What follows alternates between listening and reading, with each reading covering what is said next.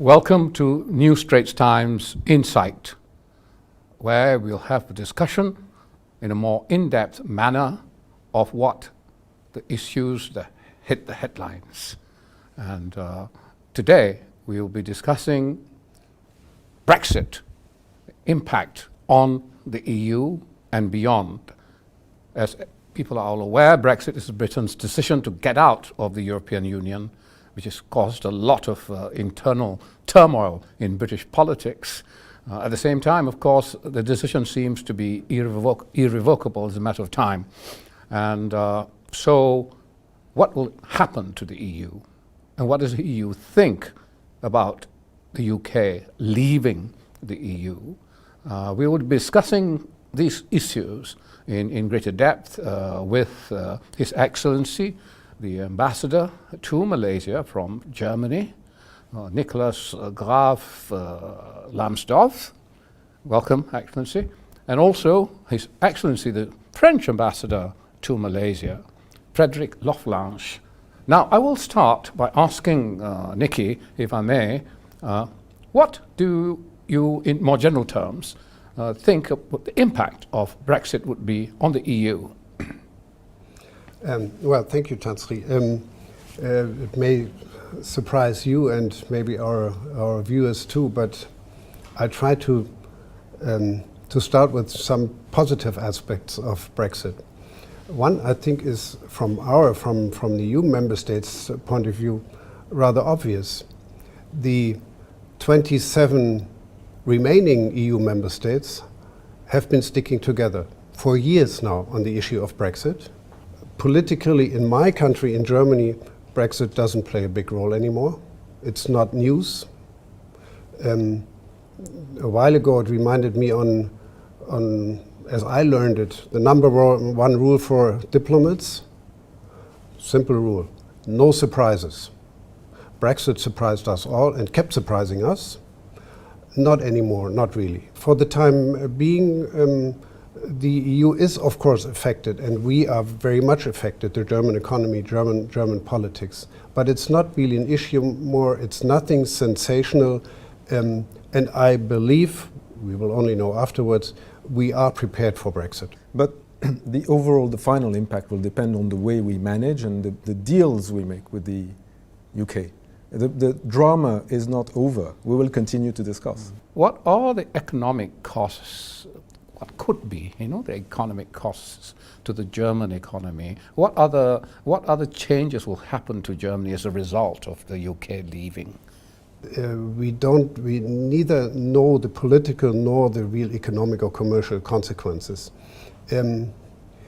As concerns the German economy, we do import quite a bit of manufactured, not finished products from the United Kingdom, often for our car industry. That's important. But as Frederick has said, it's even more important for the British companies and economy to be able to export to us. The parts manufacturers. Yes, parts, not the finished product, not the car. The car will eventually come from Germany or other places. But they do manufacture absolutely world-class parts, which will be difficult to replace. That is an issue for a number of German companies. Then again, we've had months, if not years, to prepare for this. Because if you look outside the industrial sector, on which we share a lot of what Nikki has just said about Germany, the situation would be roughly the same. If you look at the services and, for example, tourism services, which France is quite strong at and attracting a lot of tourists from Britain, this will continue. Nothing is going to impede the flow of tourists from the UK to the rest of the European Union. Things are not going to change. Now we've got to factor in the question of whether there will be a deal or no deal. In the worst case scenario, there would be a tariff and there would be disruption at the border. But we're not so dependent on our exports of wine that we can't wait for a few weeks. What is your main agricultural export to the UK that will be most affected if it's not? A lot of agricultural exports indeed to the UK. I think the UK imports almost 2/3 of its food products from outside. But the bulk of exports and imports is still in the industrial sector. We have very strong industrial cooperation. Look at some of our flagship common projects, by the way. Airbus is a project on which you've got Germany, France, and the UK on board, and that's one of the things that will continue and be protected by all governments in place. Who will benefit more from out-migration of financial services from London, as they want to capture the European market? Because you don't allow the settlement of equities and bonds of European assets to occur in London anymore. Would Frankfurt or Paris be catching the benefit? You got the two main players there, Frankfurt and Paris. They would benefit, both of them, but honestly, overall, no one benefits from the whole situation. We will get a few more hundreds of people from the banking sector migrating from London to those two places in continental Europe to be able to serve the euro area and the rest of the European Union the way they will not be able to serve it anymore in London. But it will all depend on whether we have a deal or not. Years ago, I asked experts in the financial industry in Hong Kong, my former poster, who will benefit. And their answer was, without thinking, New York. You don't hear anything from New York, clearly the number one financial center, international financial center in the world. Yes, there's competition among Paris, Luxembourg, Frankfurt, also Dublin. Maybe I shouldn't say so, but these are all second-tier financial centers. There are only very few leading ones in the world, and that London will remain one of them. London, New York, Singapore, Hong Kong, that's it. So what happens to 2 million EU citizens in the United Kingdom, largely Polish, I believe, So how would that be sorted out, you think? I have not heard of German citizen leaving England because of Brexit, and I doubt that is going to happen. Not because of Brexit, possibly because life gets more expensive in the UK, depending on what kind of salary you get. The sterling has already lost at least 20% since the Brexit debate started. They predict that it might go down by another 10-15%. That might be a motivator to look for a different place. Probably I'd agree with this. You've got at the moment around 2 to 3 million European Union citizens in the UK and about 1 million UK citizens in the rest of the European Union. Most of our countries have already aligned their policies so that we offer something to the UK citizens who have been staying in our countries for a long time, so that they can continue and stay in our countries. And similarly, the UK is also making the same type of proposals to the European Union citizens. It will depend on each country after Brexit, what the decision will be and how we want to deal with it. You take like football, okay? Malaysians are mad about the English Premier League, and there are so many Europeans playing in English teams. It's not a pure UK play, it was a European play. Or in fact, it was a world play, because you open yourselves to the best talents, you get the best talents coming, and they achieve great heights. And so, will these sort of things, like in football, cease to happen? No? No, this will continue by definition. Football is too important for everyone anyway. Let that be very clear. But by and large, I think my message would be, I said we're sad about what is taking place, but we don't want to forecast a tragedy. It's not going to be a terrible situation, and we are not forecasting that the UK will crumble into pieces. No, it will not happen, and that's not in the interest of the rest of the European Union. Things are going to change a bit, and the degree of change will depend on whether we manage to strike a good deal, and good deals for the future. Because whatever we have on the 31st of October, deal or no deal, the negotiation is not over. There's a new phase in negotiation which will start to decide what the future relationship between the EU and UK be. Life goes on, but I want to ask you about the European idea. The European idea was a great idea to try and banish war between, well, France and Germany in particular. You've had big conflicts in the past, Right. and it was it was moving along nicely, and now you have someone falling out of it. Never mind, are you going to pursue the European idea further? Is this going to be a setback? To our generation, and certainly, of course, the generation before us, that was the generation that created the European Union or European community. The EU was and still is the most successful peace project ever. That's why I personally have a problem with Brexit. How can you leave such a successful project? But that's happening now. With or without the UK, in or out, that doesn't change. It's still guaranteeing peace among EU member states. When you so that's the present and also the past. When you ask about the future, in the beginning I tried to find some positive aspects of Brexit. For a while there was a debate whether Brexit would cause some kind of a domino effect that others might leave. Look at it now.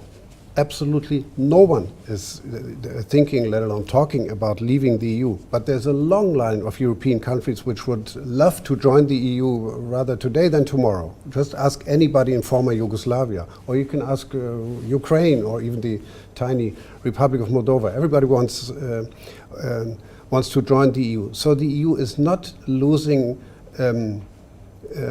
its appeal to others just because the UK is leaving. But the rest of the European Union has been sticking together quite nicely so far, and we will continue to do so. There's no less enthusiasm for the European project today than there was before. And what is left, I mean, the 27 member states represent 450 million people, which is still a very solid group of nations and people working together. As far as the next steps are concerned, we have plans to develop our policies and our common policies in a number of new sectors and new areas. The defense, the common protection is one, and we will continue to move gradually, slowly, but you've got to keep in mind that the European Union integration process is a gradual, step-by-step thing. This single market that we have today has been built from 27 different markets, putting together their resources, putting together their markets. Now it's extremely free in terms of circulation of goods, circulation of people. Yeah, any European citizen can go and live and work in any other European country. Services, most of them are also free in circulation. There are few regulated areas which will gradually lift the barriers about. But the project, the European integration project, will continue step by step. We're moving forward, and our citizens, by and large, are still interested in the project. They believe in it. They trust the European Union more than they trust the national governments. It's quite interesting when we do opinion polls across the board. The level. How going forward now? You have made investments in the UK, before and so on. Would you be redirecting investments elsewhere because UK has left and, changing political situations? That's one of the great advantages of Malaysia, and the reason why so many German but also other foreign investors have been here for decades. Political stability, rules-based, in the end British law, if you like. And so Malaysia became the biggest investment destination for German companies in the whole of Southeast Asia. That is changing now because Vietnam is passing left and right. I think Malaysia should have an eye on what Vietnam is doing. Many German companies are now going to Vietnam. There are German companies leaving China. That's, to me, another opportunity for Malaysia to attract these companies. There are some positive examples there too, but in general, nothing much is changing. I don't think that Brexit has any serious effect on the Malaysian economy or on Malaysia as an investment destination. It might make Malaysia, if you do the right moves, more attractive. That's quite possible. The whole world is competing for foreign direct investment. Even we are not investing enough at home, a bit like Malaysian businesses. Future.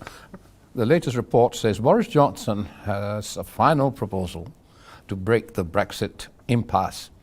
So the independent newspaper describes it as a sort of take it or leave it offer. What's your take on this? Take it or leave it offer from Boris Johnson, if there was such a proposal made. And this is very interesting.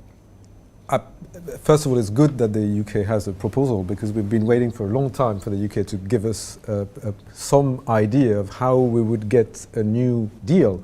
Second, the European Union is of course ready to renegotiate the deal that we had, we signed on and we negotiated successfully in November 2018. Remember, it was almost a year ago. But we are ready to renegotiate at this point in time. We don't have much time. We've got until the end of the month. Now, make or break.